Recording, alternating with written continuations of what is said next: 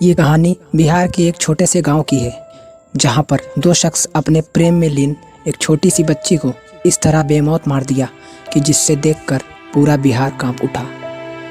ये कहानी भले ही अपने समय में फेमस नहीं रही हो, लेकिन उस समय अपने जगह काफ़ी सुर्खियाँ बटोरी थी। तो आज मैं आप लोगों को सुनाने जा रहा हूँ एक ऐसी सच्ची घटना जिसे सुनकर आपका दिल दहल जाएगा। आखिर क्या हुआ था उस बच्ची के साथ जिसको इतनी बेरहमी से दो शख्सों ने मार दिया। तो चलिए, कहानी में आगे से बढ़ने से पहले अगर आप हमारे चैनल पर नए हो तो सब्सक्राइब कर लेना। चलिए अपनी कहानी शुरू करते हैं। ये कहानी बिहार के एक छोटे से गांव की है। रामनारायण के घर से कुछ धुआं उठ रहा था। धीरे धीरे धुआं तेजी से बढ़ने लगा और पूरे गांव में फैल गया, पर रामनारायण के घर में कुछ पता नहीं था। उठते हुए धुएं को देखकर गांव वालों ने शोर मचाना शुरू कर दिया। रामनारायण के घर के सामने इकट्ठा होकर बहुत तेज आवाज लगाने पर रामनारायण की पत्नी फूलवती बाहर निकली। जब गांव वालों ने फूलवती से पूछा कि तुम्हारे घर में यह कैसा धुआं उठ रहा है, इतना सुनने पर फूलवती चुप हो जाती है और थोड़ा घबरा भी जाती है। तब तक खेतों में काम कर रहे रामनारायण और उसका पुत्र बलवंत भी वहां पहुंच जाते हैं। वह दोनों भी फूलवती से पूछते हैं, परंतु वह इस बात से अनजान बनती है। सारा गांव रामनारायण के घर की आग बुझाने में जुट जाता है, मगर तब तक बहुत देर हो चुकी थी। खपरैल का बना मकान होने के कारण आग तेजी से फैल जाती है। रामनारायण के दो बेटे थे, बलवंत और जयंत। छोटा बेटा अपनी पढ़ाई के लिए दिल्ली गया हुआ था, जबकि बड़ा बेटा बलवंत अपने पिता की खेती बाड़ी में हाथ बटाता था। बड़े बेटे बलवंत की शादी हो चुकी थी, जबकि जयंत अविवाहित था। बलवंत की एक छोटी सी बच्ची थी जिसका नाम जया था।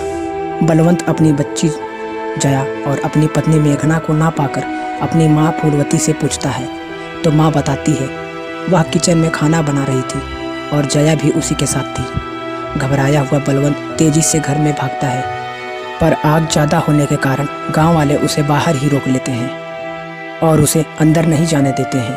गांव वालों एवं अग्निशामक दलों की सहायता से काफ़ी प्रयासों के बाद आग बुझाने में कामयाबी मिल जाती है।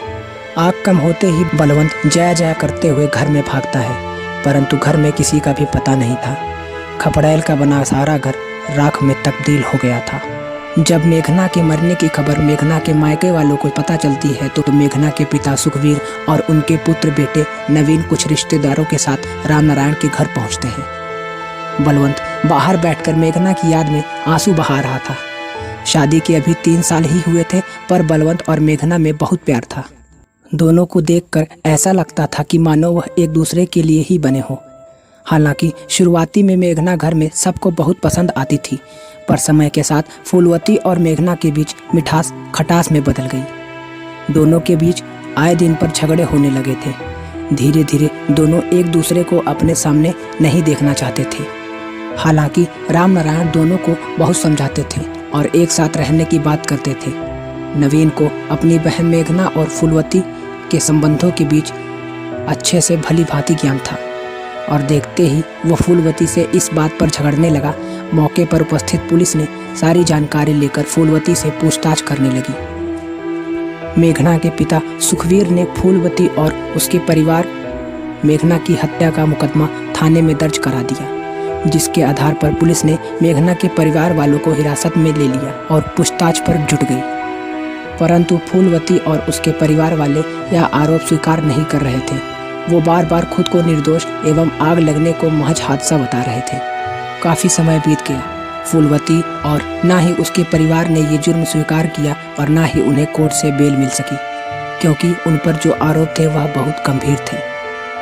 आखिर क्या था ये? क्या महज एक हादसा जिसकी शिकार मेघना और नन्ही सी जान जया हो गई थी, या वाकई में एक सोची समझी साजिश? आखिर क्या था सच? यह जानने के लिए कहानी को अंत तक देखें। क्या वाकई फूलवती और उसका परिवार जो कह रहा था वो सच था, या कुछ छुपाया जा रहा था? कुछ दिनों बाद ही नए दरोगा का थाने में रूपांतरण हुआ।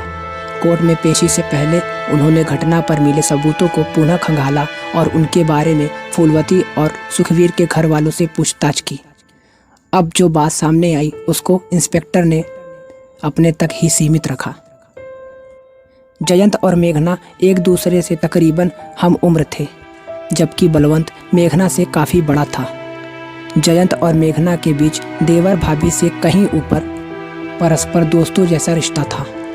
दोनों का एक साथ टीवी देखना, खेलना, यहाँ तक कि गाने गाना भी।